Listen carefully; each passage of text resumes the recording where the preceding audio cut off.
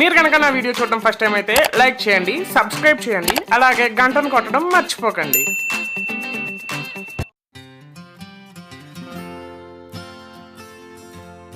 Hi hello నమస్తే, welcome to అమ్మగారి అబ్బాయి కుకింగ్ ఛానల్. నేను మీ భార్గవ్. ఈరోజు మన వీడియోలో బీరకాయ కర్రీ చేసుకున్న తర్వాత బీరకాయ తొక్కలు ఉంటాయి కదా, వీటిని చాలామంది వేస్ట్గా పాడేస్తూ ఉంటారు.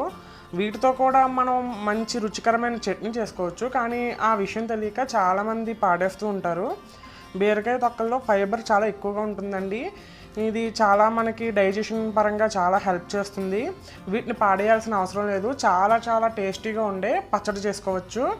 ఈ బీరకాయ పచ్చడి అనేది రైస్లోకి, రోటీలోకి, అలాగే ఇడ్లీలోకి కూడా చాలా చాలా టేస్టీగా ఉంటుంది. చాలా అంటే చాలా రుచిగా ఉంటుంది. ఒకసారి తిన్నారంటే మళ్ళీ మళ్ళీ చేసుకు తింటారు, అంత బాగుంటుంది. అయితే ఇప్పుడు ఈ బీరకాయ తొక్కలతో పచ్చడి ఎలా చేసుకోవాలో చూద్దాం. వాటికి ముందుగా కావాల్సిన పదార్థాలు చూసుకుందాం. నేను ఒక 3 పెద్ద బీరకాయలు మధ్యాహ్నం కర్రీ వండుకున్నాం. అవి కర్రీ వండుకున్న తర్వాత వాటి తొక్కలు అన్నమాట ఇవి. అయితే ఒక బీరకాయ ముదిరిపోయింది. ఆ ముదిరిపోయిన బీరకాయ కూడా పాడేయాల్సిన అవసరం లేదు, దాన్ని కూడా పచ్చడి చేసుకోవచ్చు. అందుకే ఇదిగో ఇలాగ కట్ చేసి పెట్టేసుకున్నాను.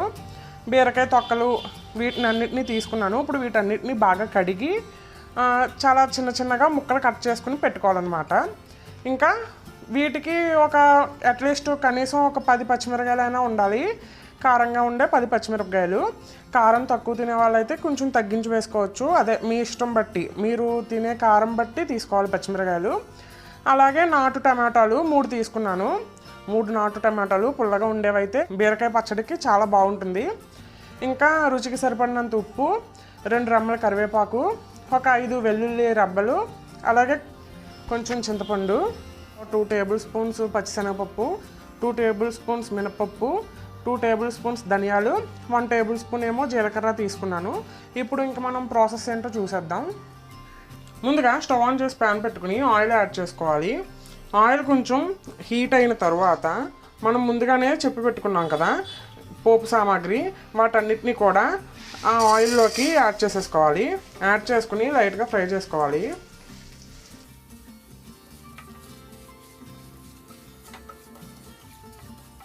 పోపులు కొంచెం ఫ్రై అయిన తర్వాత ఇప్పుడు పచ్చిమిర్చిని యాడ్ చేసుకుందాం.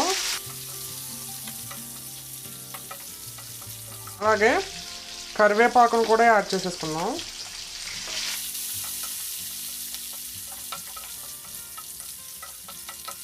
ఇవి లైట్గా ఫ్రై అయిన తర్వాత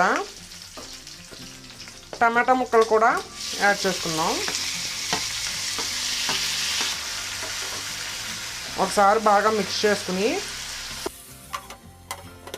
మూత పెట్టేసుకుందాం. ఇలాగ ఒక 5 మినిట్స్ పాటు టమాటా ముక్కలన్నీ కూడా మెత్తగా మగ్గేలాగా కుక్ చేసుకోవాలి.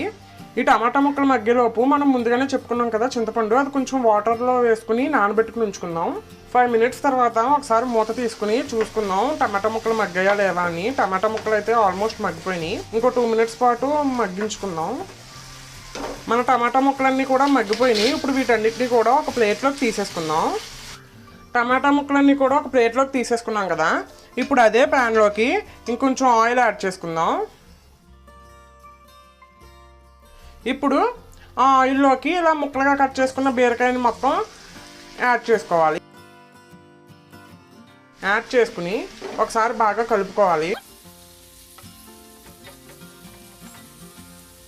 ఇప్పుడు మూత పెట్టేసి ఒక 5 to 10 మినిట్స్ పాటు అలాగే మగ్గనివ్వాలి. కొంచెం మగ్గడానికి టైం పడతాయి, అంతసేపు మగ్గబెట్టుకోవాలి. 2 మినిట్స్ తర్వాత ఒకసారి మూత తీసి కదుపుకుందాం. అలా వదిలేసారంటే అడుగు పట్టేస్తుంది, కాబట్టి అప్పుడప్పుడు చెక్ చేసుకుంటూ కలుపుకుంటూ మూత పెట్టుకుని అలా మగ్గించుకుంటూ ఉండాలి. ఒక 10 to 15 మినిట్స్ అయినా పడుతుంది. కొన్ని బీరకాయలు చేదుగా ఉంటాయి. ఒకవేళ చేదు బీరకాయ అయితే కనుక కర్రీ కూడా పాడైపోతుంది, అలాగే చట్నీ కూడా చాలా చేదు వచ్చేస్తుంది. కాబట్టి వండుకునే ముందే ఒకసారి బీరకాయ తిని చెక్ చేసుకోవాలి, అది నార్మల్గా ఉందా చేదుగా ఉందా అని. 1/2 గంట అయ్యిందండి. ఇప్పుడు మన బీరకాయ ముక్కలన్నీ కూడా బాగా మగ్గిపోయాయి. ఇప్పుడు స్టవ్ ఆఫ్ చేసేసుకుందాం. వీటన్నిటిని బాగా చల్లారనివ్వాలి. తర్వాత ఇవన్నీ బాగా చల్లారిపోయిన తర్వాత ఒక మిక్సీ జార్ తీసుకుని అందులోకి టమాటా ముక్కలు వేసుకోవాలి. ఆ తర్వాత చల్లారబెట్టుకున్న బీరకాయ ముక్కలను కూడా యాడ్ చేసుకోవాలి.